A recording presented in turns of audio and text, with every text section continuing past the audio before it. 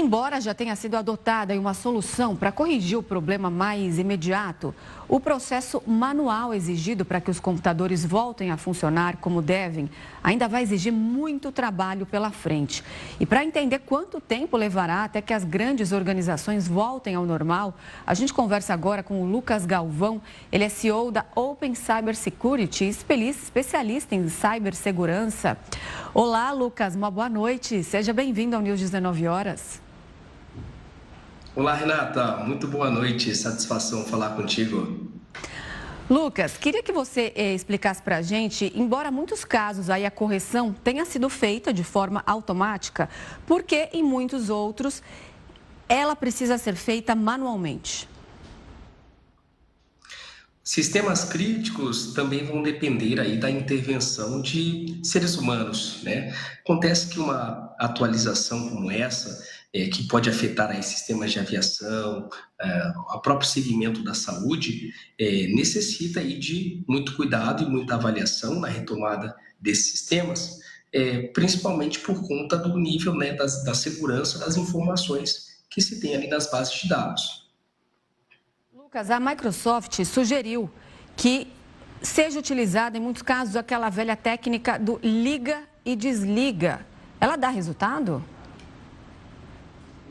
É aquela, por favor, também não repitam isso em casa, né? Porque não foi nem necessário se desligar, né? Se reiniciaram os sistemas e todo mundo acordou com a tela azul. Nesse caso, é sim muito importante seguir as recomendações das fabricantes, do próprio aplicativo de antivírus que teve ali o seu sistema comprometido, mas é muito importante não sair procurando outros tipos ali de soluções. Avaliar com muito cuidado estas retomadas. Eu vi muitos especialistas hoje, durante a tarde, dizendo que esse processo manual pode levar tempo, principalmente para grandes empresas que têm muitos computadores conectados, ou até também pequenas e médias empresas que não têm equipes de TI ali dedicadas a isso, ou que também terceirizam esse serviço. Você pode explicar para a gente como que isso deve acontecer e quanto tempo pode levar esse trabalho manual? Claro. Bom, o incidente ele foi acontecer justamente aí numa sexta-feira, né? Então imagina só, as empresas elas estão com os quadros reduzidos aí em função também do final de semana, mas se conta com um serviço emergencial sendo feito para se recuperar esses sistemas. Eu digo que é uma força-tarefa que os profissionais de tecnologias devem estar fazendo, porque não basta simplesmente também subir as bases de dados novamente. Deve-se conferir se aquela mesma informação, se os dados não sofreram modificação no meio do caminho. Então, eu digo que retomar 100% ainda leva-se um tempo, né? E conta-se também aí com essa força-tarefa dessas equipes de tecnologias, equipes de segurança, para esses sistemas serem todos aí reconectados e que eles possam ser disponibilizados aí de forma segura. Muita informação, muitos dados podem ter sido perdidos nessa pane que aconteceu ou não? Sempre que tem um incidente de segurança de informação, pode sim haver ali uma perda de dado, né? E nesse caso a gente afeta ali um pilar que é o chamado de integridade da informação. Não só eu recuperar ali as bases de dados, é importante fazer então essa verificação. Imagine só, eu estou fazendo uma reserva, como aconteceu hoje mesmo, né? Junto ali às linhas aéreas. Então, eu estou fazendo uma reserva, eu avanço até determinada etapa e eu perco ali aquele progresso de informação. Mas imagina só um profissional que estava imputando uma informação, um dado médico, uma ficha super extensa e teve que redigitar tudo de novo. Essas informações foram perdidas? Não foram? Então, essa também é a grande questão e cuidado ao se retomar esses sistemas.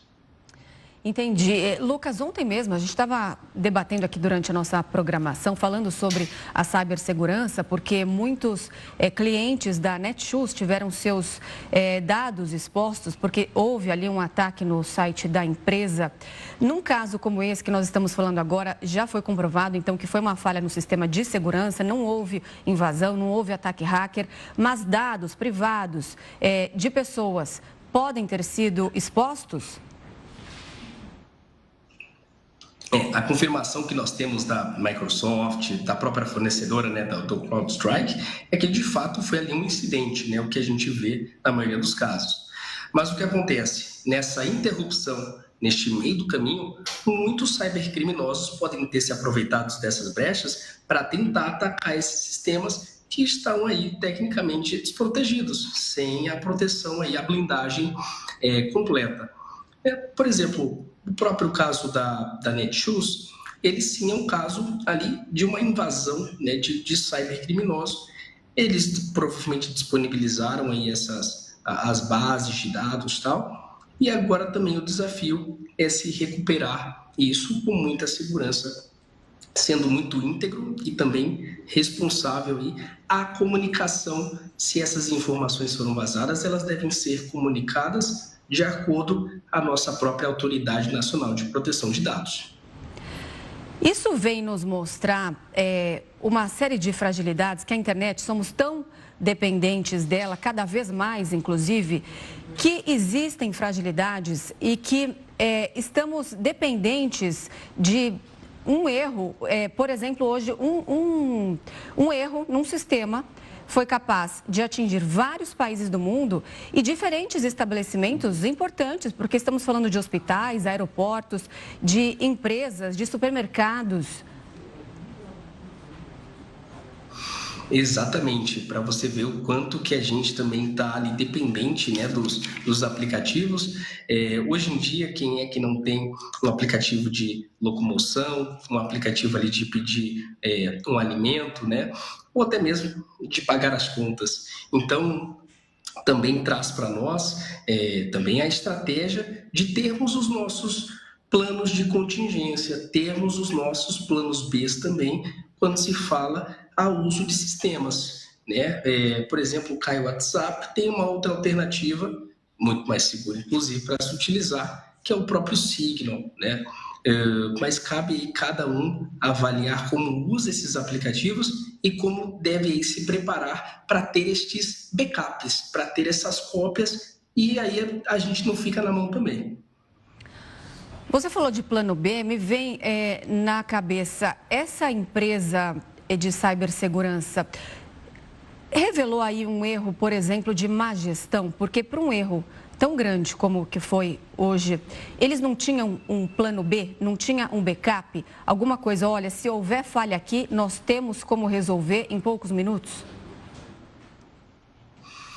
Olha, nós dizemos em segurança que não existe, né, um cenário ali 100% perfeito.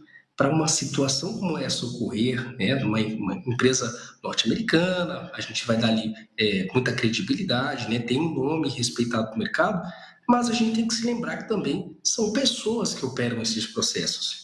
Então, erros, falhas, eles podem vir a acontecer. O que eu, como especialista da área, entendo e pontuo, muito observo, algumas práticas também sendo negligenciadas. Por quê? Uma coisa é a empresa colocar aquele remendo, né, aquela correção daquelas falhas, erros, mas a outra coisa também é, do outro lado, quem está instalando e administrando esses sistemas tem que exatamente entender o que está instalando da infraestrutura. Como é que não se tem uma análise crítica e simplesmente se colocam as coisas para se instalar automaticamente? Então, eu digo que pode sim ter sido um erro gigantesco em termos de governança e verificação de segurança desses fontes, mas também o consumidor, né, as grandes empresas, elas também têm que ter maior controle sobre os seus sistemas, porque também se não tem controle, veja que a qualquer momento essas grandes controladoras podem parar as empresas no momento que elas quiserem. A gente viu também que diversas rádios e emissoras ficaram fora do ar. Então, é preciso trazer essa responsabilidade compartilhada e também deixar muito bem definido dentro dos contratos. Lucas, te agradeço demais pela entrevista, pelas explicações tão esclarecedoras aqui para a gente. Muito obrigada. Um ótimo fim de semana para você. Até a próxima. Satisfação a você e a todo o Brasil. Valeu. Até mais.